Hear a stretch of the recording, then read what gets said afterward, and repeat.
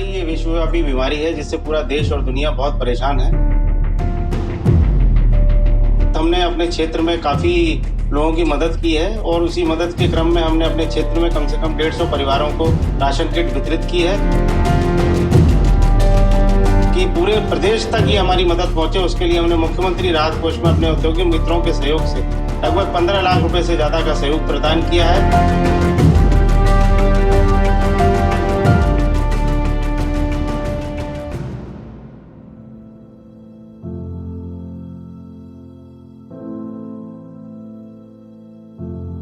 बेटा तुम्हारे माँ बाप किधर हैं?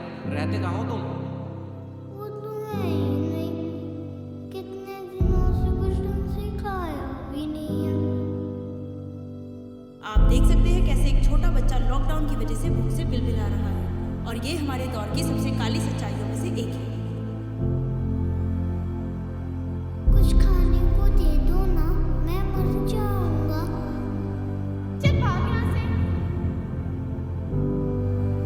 अरे भाई ढूंढो, उस बच्चे की जिंदगी का सवाल है। जी भैया जी।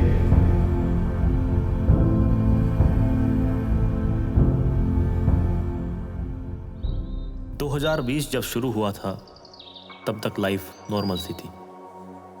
मतलब वही भागती दौड़ती दुनिया और उस दुनिया की अनिश्चितता में थमा हुआ रहतू। पर उस एक साल में जो हुआ उसने दुनिया को बदल कर रख दिया।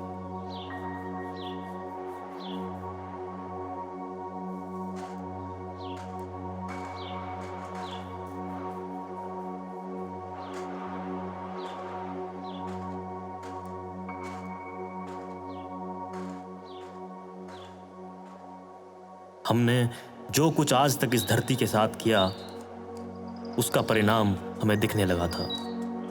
चीन की मीट मार्केट से चलकर एक वायरस भारत पहुंच चुका था और उसकी तबाही का मंजर हम नंगी आंखों देख रहे थे। देश भर के डॉक्टर्स, पुलिस और शासन प्रशासन वायरस से बहुत बड़ी जंग लड़ रहे थे और इसी जंग का हिस्सा थे कुछ और लोग। देखिए, स्थिति अभी तक पूरी तरह स्पष्ट नहीं है।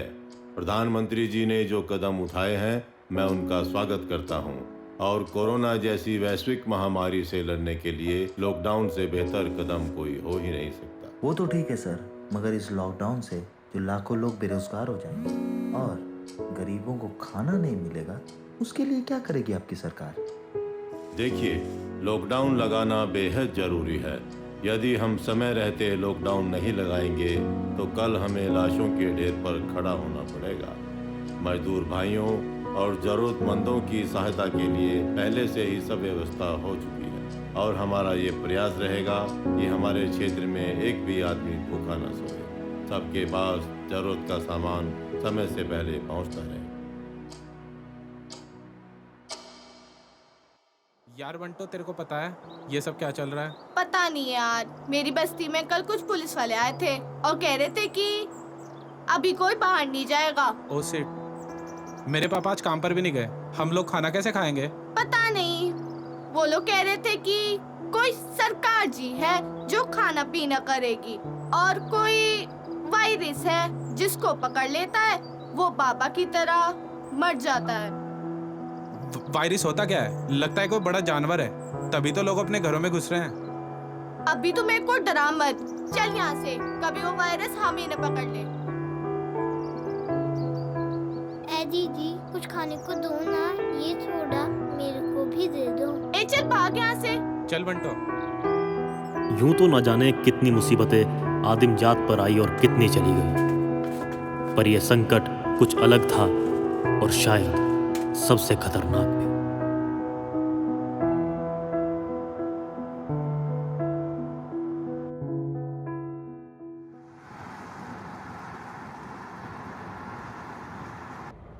बट सर, मैं परसों से ट्राई कर रही हूँ। जैसी स्टोरी आपको चाहिए, it is too hard to get one.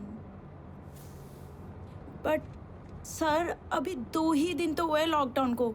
आप मुझे बस 1 दिन का टाइम और दीजिए, मैं आपको बिल्कुल निराश नहीं करूंगी। ओके सर, कल तक पक्का, श्योर। क्या हुआ मैडम, सर नई स्टोरी के लिए परेशान कर रहे हैं क्या? यार कहाँ से लाऊं मैं स्टोरी? मैं कोई भगवान थोड़ी ना हूँ कि मेरी सारी जान का पता हो। मैम यहीं पे पास में एक बस्ती है, वहाँ चलते हैं, क्या पता वहाँ पर कोई तड़कती भड़कती स्टोरी मिल जाए। हाँ सही बोल रहे हो भैया, किसी स्लम एरिया की तरफ ले चलो।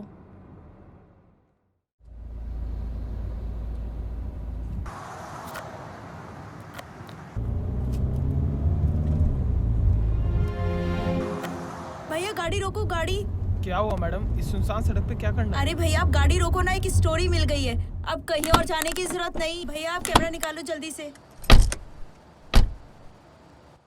हम अपने दर्शकों को सरकार के दावों की पोल खोलते हुए ये दृश्य दिखाना चाहते हैं। आप देख सकते हैं कैसे एक छोटा बच्चा लॉकडाउन की वजह से भूख से बिलबिला रहा है, और ये हमारे दौर की सबसे काली सच्चाइयों में से एक है। तो चलिए बात करते हैं इस बच्चे से और जानने की कोशिश करते हैं कि आखिर ये यहाँ इन हालात में पहुँचा कैसे। बेटा आपका नाम क्या है? रहतू। आप यहाँ क्या कर रहे हो? मैडम जी 2 दिन से कुछ नहीं खाया है मैंने, कुछ खाने को दे दो ना, मैं मर जाऊंगा, बहुत भूख लग रही है। बेटा आपको पता है देश में कोरोना वायरस की वजह से लॉकडाउन लगा हुआ है और सरकार ने सबको बोला है कि सब अपने अपने घर में रहेंगे। आपका घर कहाँ है? मैं तो यहीं रहता हूँ, सड़क पे। बहुत भूख लगी है, कुछ खाने को दे दो। जैसा कि आप सभी देख रहे हैं कि ये बच्चा 2 दिन से कैसे भूख से बिलबिला रहा है, और हैरानी की बात यह है कि इसे कोरोना वायरस और लॉकडाउन के बारे में जरा भी कोई भी खबर नहीं है। जैसा कि विधायक जी ने कल ही कहा था कि वो अपनी पूरी कोशिश कर रहे हैं, तो ऐसे में ये सवाल उठाना लाजमी है कि आखिर सरकार रहतू के लिए क्या कर रही है। कैमरामैन आयुष के साथ मैं रिचा, NTV न्यूज से। यार आयुष सुपर डे यार, बॉस की आंखें खुली की खुली रह जाएंगी ये स्टोरी देखकर। कुछ खाने को दे दो। तेरे को समझ नहीं आता क्या? ये मेरी ड्यूटी नहीं है, मैं कहाँ से कुछ खाने को दूं तुझे? चल भाग यहाँ से। हम शायद एक बेहद ही अलबेली दुनिया का हिस्सा है। यहाँ जो दिखता है वो होता नहीं है, और जो होता है कई बार वो दिखता नहीं है। कैमरा के पीछे की और आगे की दुनिया में अंतर होता है, और रहतू को इसका एक पहलू आज नजर भी आ गया था।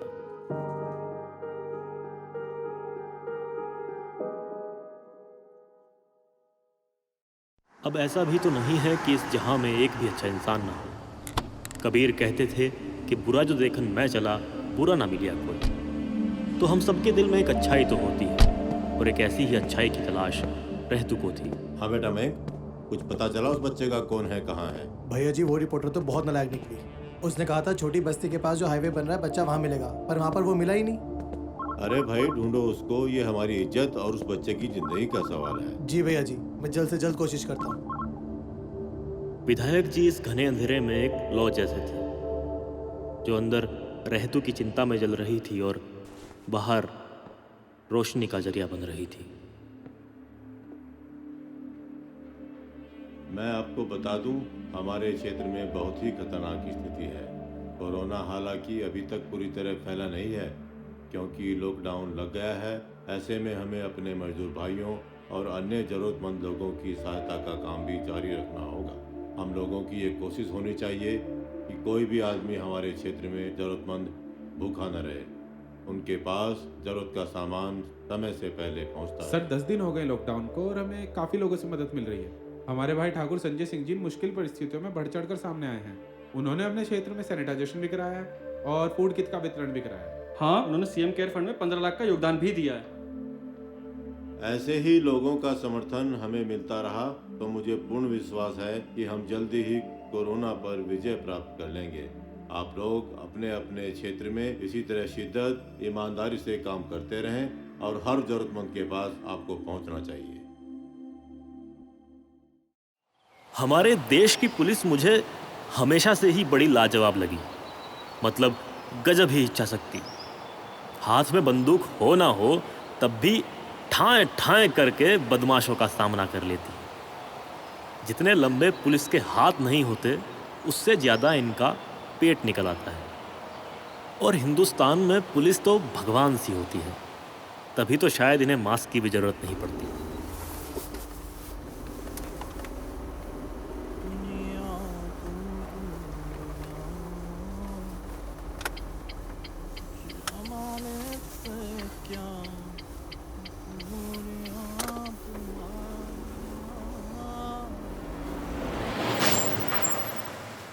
क्या हुआ कोटनाला जी, यहाँ बीच में गाड़ी क्यों रोक दी? साहब जी बच्चा पड़ा बीच में। अरे ठोक दियो क्या तुम इसको? अरे साहब जी 10 साल का एक्सपीरियंस है, ठोकने की तो दूर की बात, आज तक गाड़ी में खरोच तक नहीं आई है।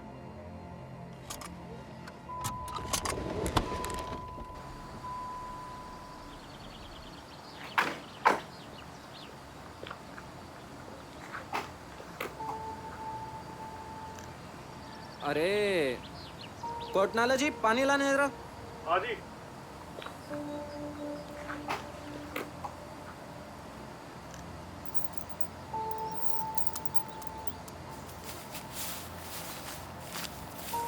बेटा क्या नाम है तुम्हारा? यहाँ क्या कर रहे हो? साहब कुछ खाने को दे दो। बेटा तुम्हारे माँ बाप किधर है? रहते कहाँ हो तुम? वो तो है ही नहीं, पहले लोग घूमते थे, अब कोई दिखता ही नहीं। कितने दिनों से कुछ ढंग से खाया भी नहीं है। अरे कोटनाला जी। हाँ जी। बच्चे को बिठाओ गाड़ी में, इसे लेकर चलते हैं बाल संरक्षण गृह। क्यों श्याम जी? जी सर। वो बिठाओ।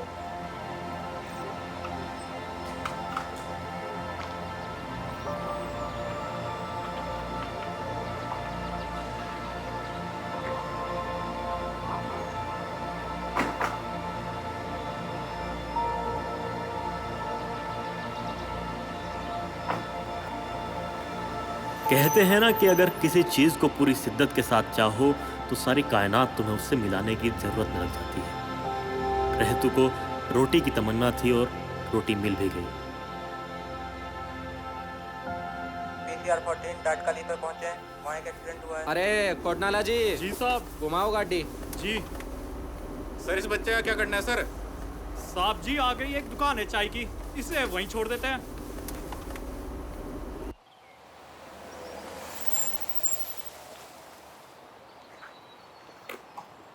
जी सर, जी सर, सर बस डाटका की तरफ जा रहे हैं, शायद बच्चा वहाँ मिल जाए। जी जी सर, ओके सर। क्या हाल है दरोगा जी?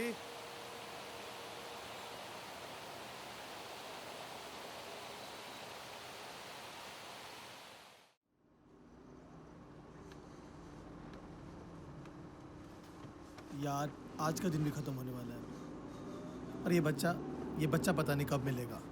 चिंता मत करो मयंक भाई, एक आखिरी उम्मीद की किरण बाकी है अभी।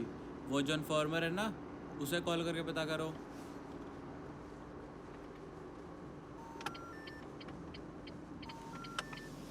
अरे यार ये नेटवर्क पता नहीं, ऐसा करो जो आगे पास में जो बस्ती है वहाँ पता कर लेते हैं, शायद किसी ने बच्चा वहाँ देखा हो।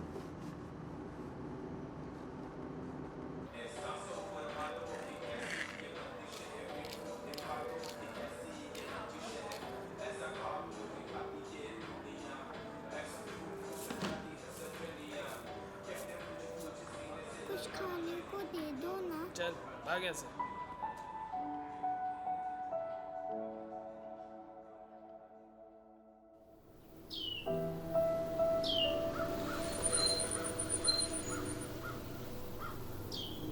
आप बैठो, मैं पूछ के आता हूँ। ठीक है।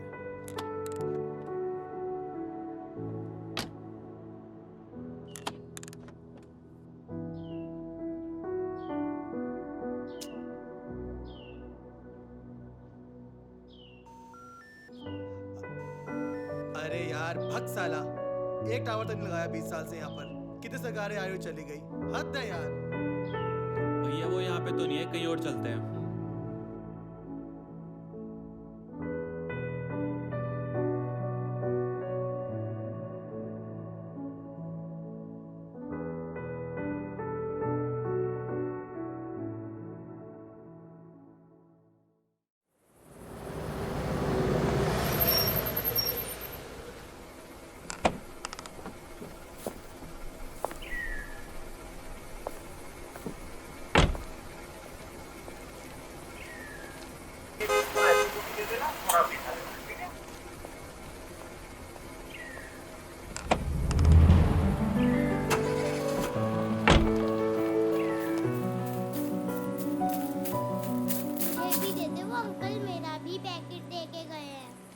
तेरा खाना, वो अंकल मुझे देकर गए हैं। चल हट।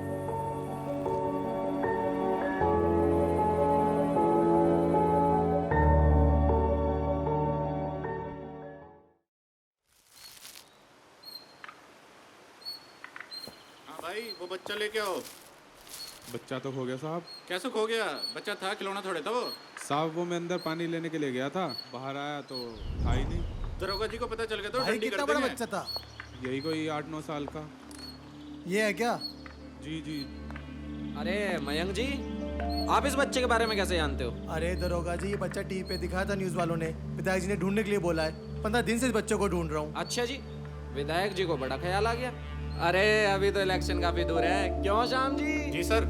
आप मुझे ये बताओ, ये बच्चा खोने की क्या बात चल रही है यहाँ पर? अरे कुछ नहीं, हमें रास्ते में पड़ा हुआ मिला था, बस बाल संरक्षण गृह भिजवा रहे थे, तो रास्ते में एक अर्जेंट कॉल आ गई थी, तो इस भाई के पास बिठा दिया, पर ये निकम्मा खो दिया उसे। अरे यार, क्या जिम्मेदारी बनती है आपकी? आपको उसको अपने साथ लेके आना चाहिए था ना। और एक बात बताओ, तुमने मिला बच्चा खो दिया, खोया बच्चा क्या ढूंढते होंगे तुम? अरे वो मयंक जी, वो फोन आ गया था, इस वजह से इसके पास छोड़ गए थे। बहुत ही गैर जिम्मेदार आदमी आप। जी सर, सब दरोगा। जी जी सर, ओके। 70 साल पहले हम अंग्रेज़ों के जुल्मों सितम से तो आज़ाद हो गए, पर आज तक इस देश के लाखों बच्चे भूख और गरीबी की बेड़ियों में जकड़े हैं। रोज सुबह रहतुओं की फौज निकलती है, हजारों लाखों बच्चे भूख से जंग लड़ने निकलते हैं। हो सकता है जब आप मुझे सुन रहे हो, इस वक्त भी हजारों बच्चे कहीं कूड़े के ढेर में खाना ढूंढ रहे हो। कोरोना ने हमें एक ऐसे विभत्स सच से साक्षात्कार करने का मौका दिया जो विकास की अंधी दौड़ में कहीं छिप गया था। रहतू की भूख ने उसे चोरी करने पर मजबूर कर दिया।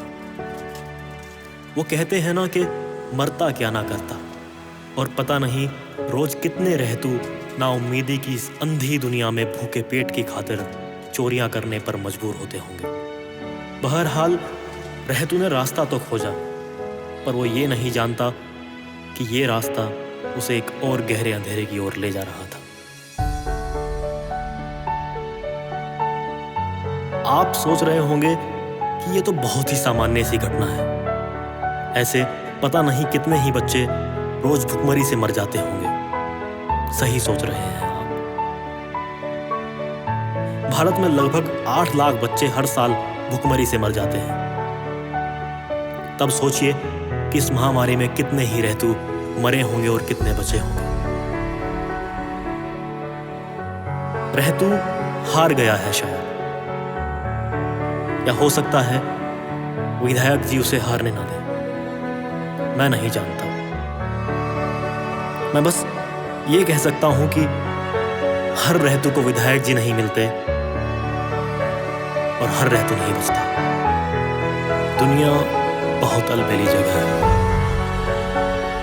जब आंखों के आंसू थम के रुक जाते हैं, जब हम अकेले अकेले चलकर थम जाते हैं, जब लगता है कि यही अंत है, यही रात है, यही अंधकार है, तब कोई आपका हाथ थाम ले, कोई वो रोशनी की किरण आपको दे जाए जिसकी आपको सबसे ज्यादा जरूरत है, तब इंसान को इंसान होने का मतलब समझ आता है।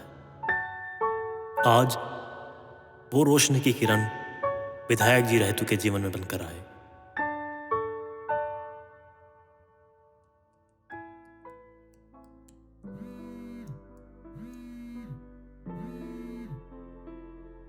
पर डॉक्टर, आपने तो बोला था कि वो रिकवर कर रहे हैं। ओके, मैं आता हूँ जल्दी से जल्दी।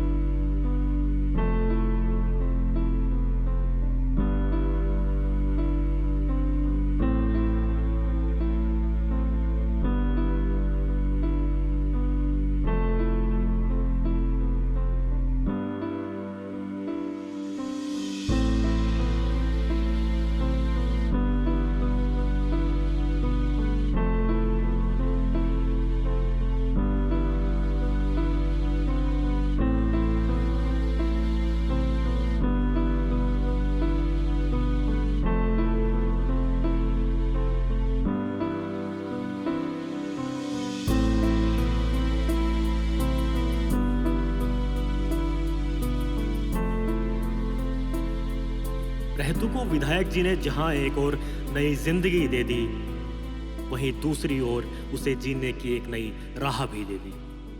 आज रहतू यानी मैं एक लेखक हूं। मगर कहीं जाइएगा नहीं, ठहरिए, अभी मेरी कहानी खत्म नहीं हुई। सालों पहले जिस हाथ ने मुझे थाम लिया था, आज फिर उस हाथ को मैं थाम लेना चाहता हूं, पर शायद वक्त और उम्मीद बहुत कम है। जिस रोशनी की किरण से मेरे जीवन में उजाला हुआ, वो अंधेरे के आगोश में सोने लगा। पर वो कहते हैं ना बाबू मोशाय, जिंदगी बड़ी होनी चाहिए, लंबी नहीं।